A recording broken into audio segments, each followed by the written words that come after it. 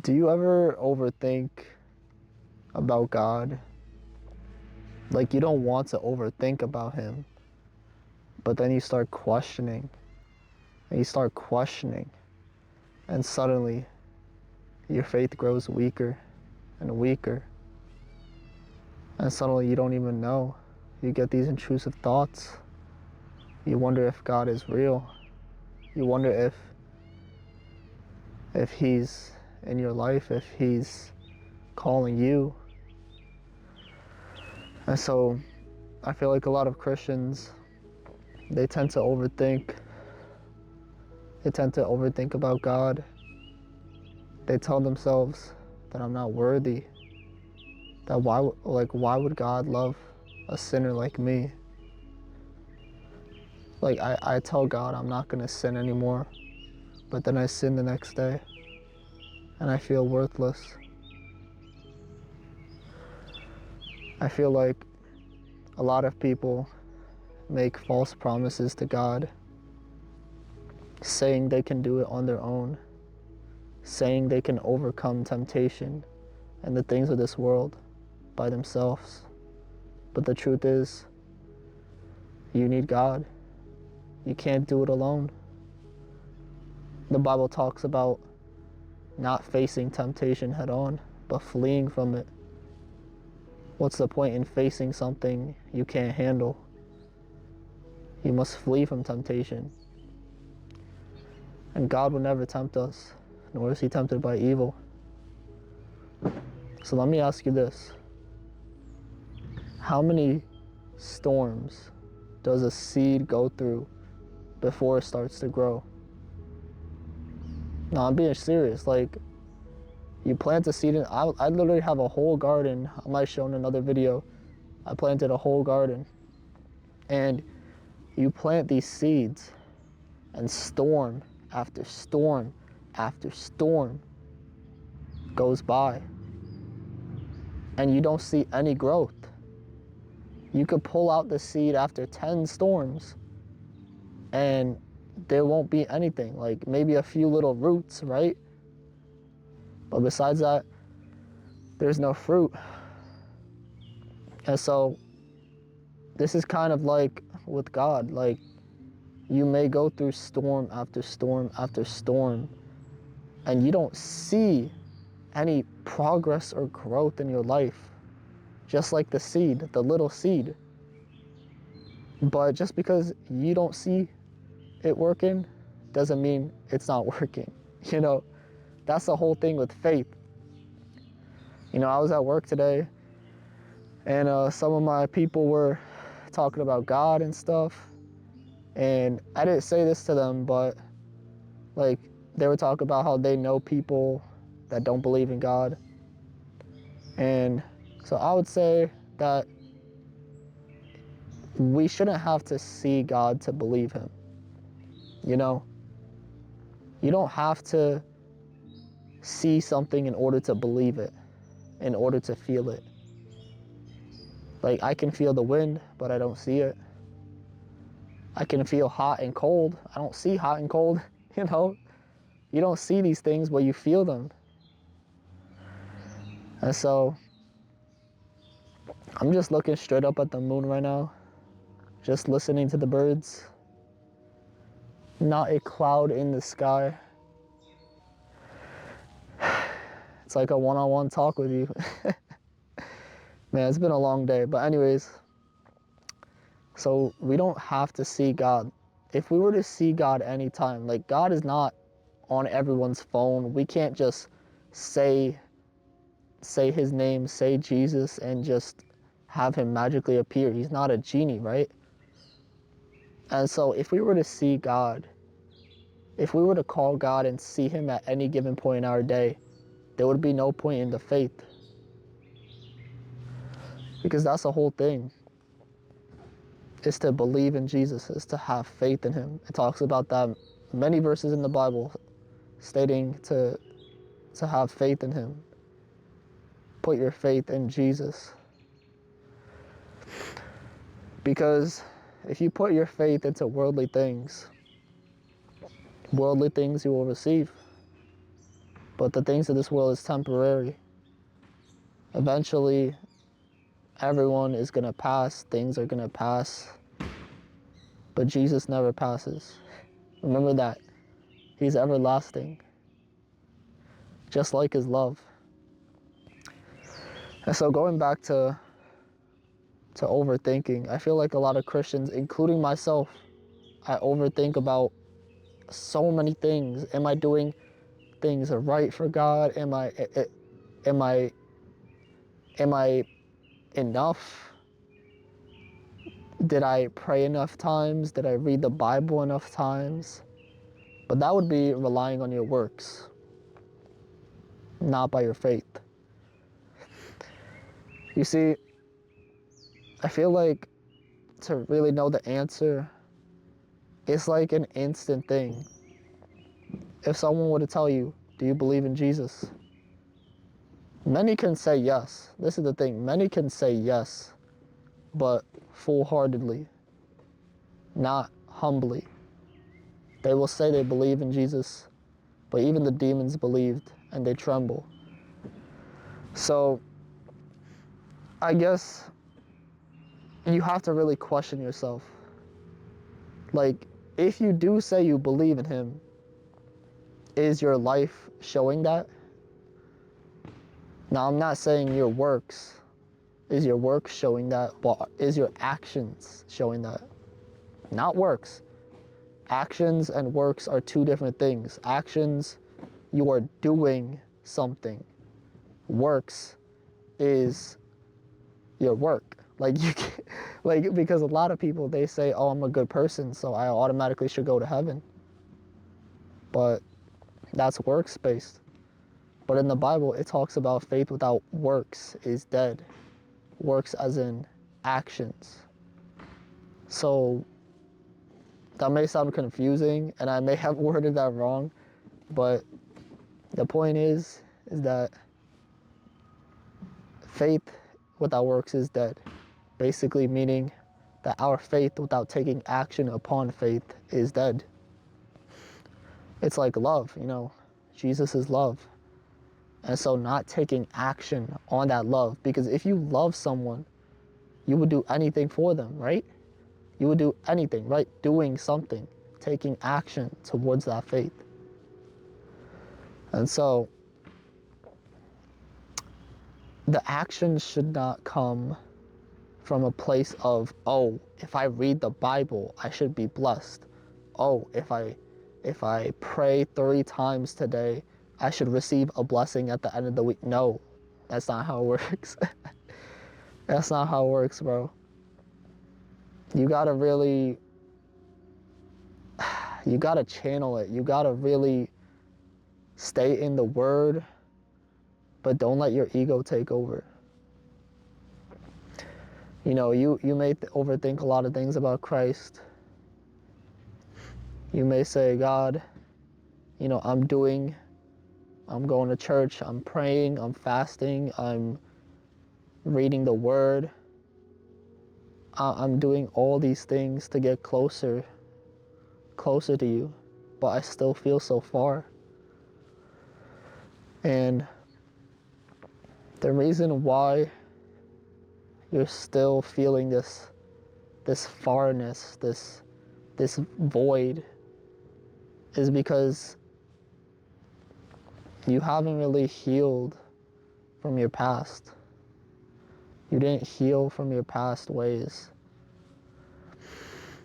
And you also can't be living 2 lives at the same time. You know, a lot of people will go to church, then they go party. A lot of people will say they believe in Jesus, but they'll smoke, they'll fornicate, they'll still go back to those dirty websites. And so that's like saying, I love someone, but then cheating on them, you know? Like, why would, if you truly loved someone, you wouldn't really cheat on them for anyone else, right?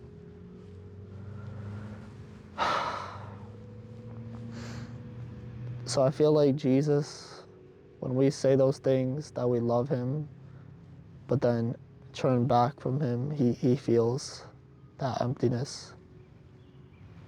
But it doesn't mean we can't be forgiven. And so back to the whole works thing. Really, your works is not going to save you, bro. Because Jesus already did all the work. He already died on the cross for all of our sins. So, with that being said, you have to just put your trust and put your faith in him, you know?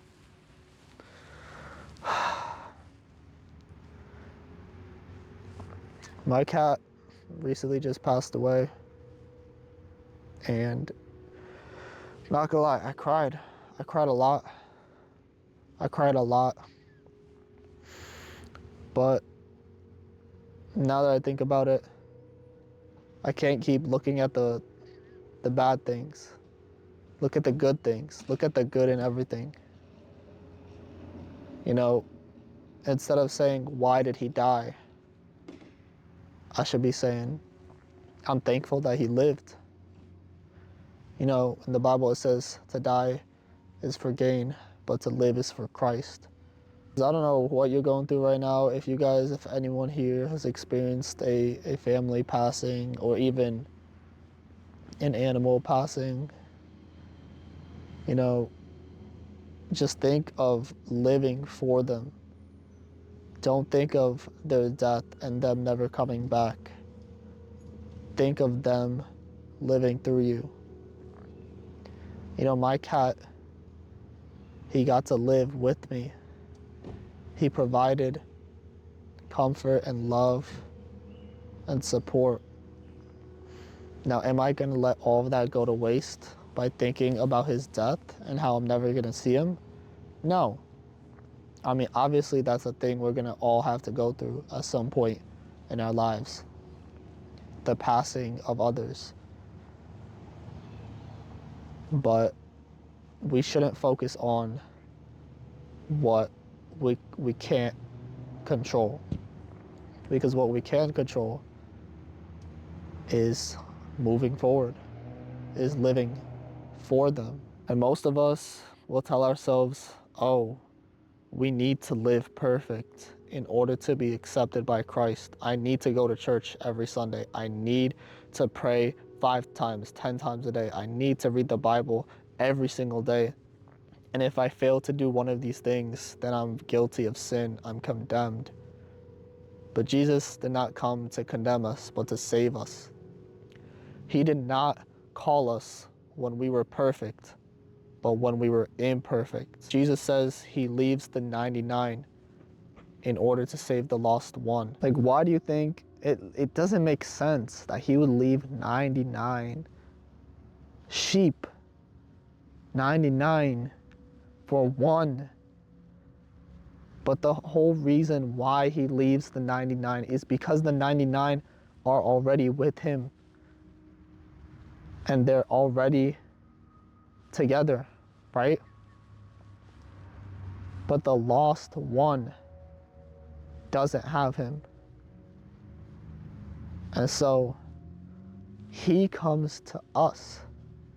He leaves the 99 in order to save the lost one. And that goes to show his love, that he's willing to leave the whole group in order to save us, in order to save the lost. And that's how many of us are. I never even thought about it like this, but we, without Christ, are lost. Just like that one, right? And so when we get lost in the world, we don't know what else to do. We're scared of the unknown. That's where fear comes from, is being scared of the unknown and being lost, just like the one. And so Jesus comes to us to save us when we were lost. Just like how I was at the lowest point of my life. I was literally dang near crying before I went to sleep. I was so sick of the life that I was living. I started praying. I was praying. Every night before I slept, I prayed. And to be honest, like, I didn't think there was any hope. I didn't think there was any hope out of the life that I was living. But this is where we find the light in the midst of the darkness. Just like the moon I'm looking at is the light that lights up the sky. And once there is that light, it becomes so clear where we need to go. We got to keep moving forward towards that light. Because if we don't, we're not going to be able to experience it. And so, no matter how many times, I don't care what you're going through, I don't care what you've experienced, what you've went through, we're all going through it. We're all in the same boat. But we gotta, this is a quote that I made up. We all gotta live through the nightmare in order to wake up. Think about that. We all have to survive the nightmare. Survive. Oh shoot, I'm getting mosquitoes all over me. We gotta survive the nightmare in order to wake up. So I survived that nightmare of my past self by living in the world. And once I saw how bad, or once it got to a point where I just couldn't take it, I woke up, I finally realized that it wasn't worth it. All those pleasures and instant gratification, you know, gluttony. I mean, I wasn't fat, but I was skinny fat. You know, it becomes dark when the only thing you look forward to day to day is a drink from McDonald's. You know, that's how down bad I was. I'm not gonna lie. Because I reached to the point where if anything were to make me feel different, then I would get addicted and hooked to it. And you see, that's how people get addicted to drugs and alcohol, because they get that feeling, a different feeling, and escapism. And so I found that feeling through many things, through dirty websites, through playing video games, through drinking caffeinated drinks. Yet none of them ever left me satisfied. But every time I look back with Jesus, every time I look back at what God did for me, it became clear. It became clear that this was eternal, you know? This is eternal.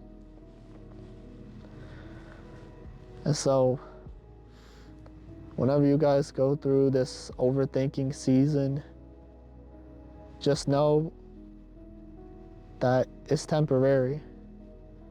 These overthinking, these nasty, goofy thoughts, like, it's temporary. And these are not thoughts from the enemy. These aren't things, or I rebuke that. These aren't things that are from God. It's from the enemy. These nasty thoughts, the enemy is gonna try to send distractions. He's gonna try to just break you down because he wants to see you in despair. But God has a better plan. He has a bigger plan for you. And so no matter what, we just gotta keep looking forward. We gotta keep moving forward. No matter how many times you fall, get back up. For a righteous man falls 7 times, but he still gets back up. And I'm never gonna give up. and I'm never going to give up on Jesus. I don't care what my friends say. I don't care what my family says. My family still somewhat think I'm crazy. I mean, they thought I was crazy, everyone, and some still do. But then they also got inspired. My craziness was so crazy that it inspired them, because they saw the passion. They saw the passion coursing through my veins when I found that love within me. You know, God doesn't look at the outward appearance. He looks at the heart.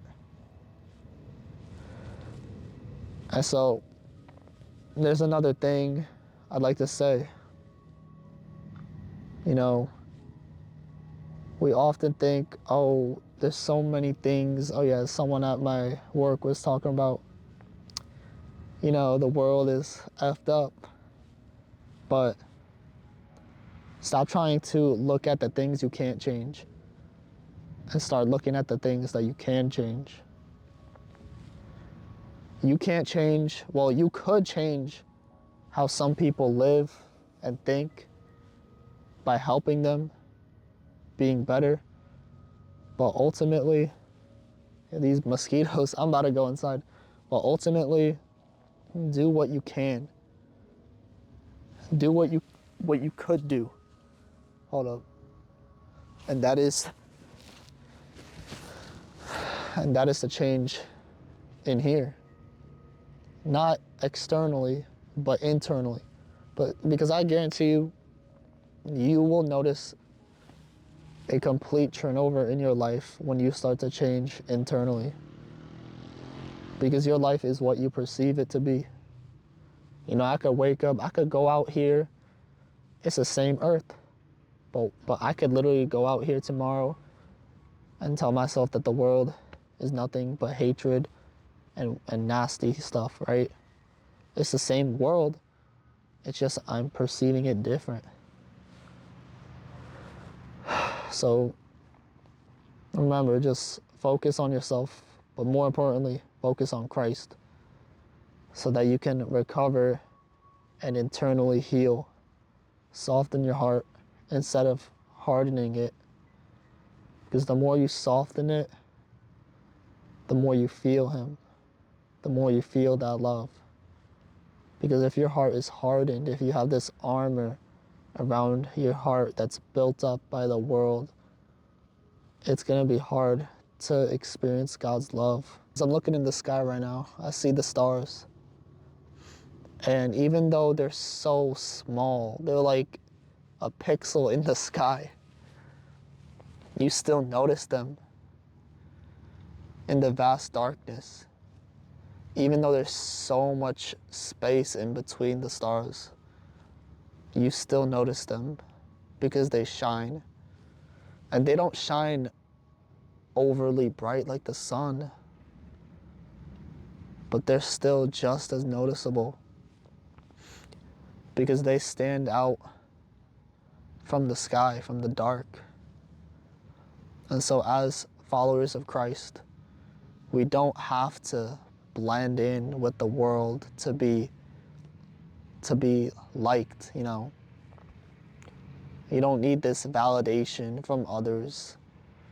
You don't have to fit in. You know, that's one thing with me, like I never really fitted in with most people. I'm not trying to sound like, oh, I'm the anime protagonist, main character. No, but I don't know, like I just had like a different outlook on life from many others. And because of this outlook, I think of it as a gift from God as well, because this outlook has made me grow physically, mentally, and spiritually. And I wouldn't have been at this point in my life. I wouldn't have this physique. I wouldn't have this channel. And I wouldn't be anything of what I am today if it wasn't for Jesus, if it wasn't for God.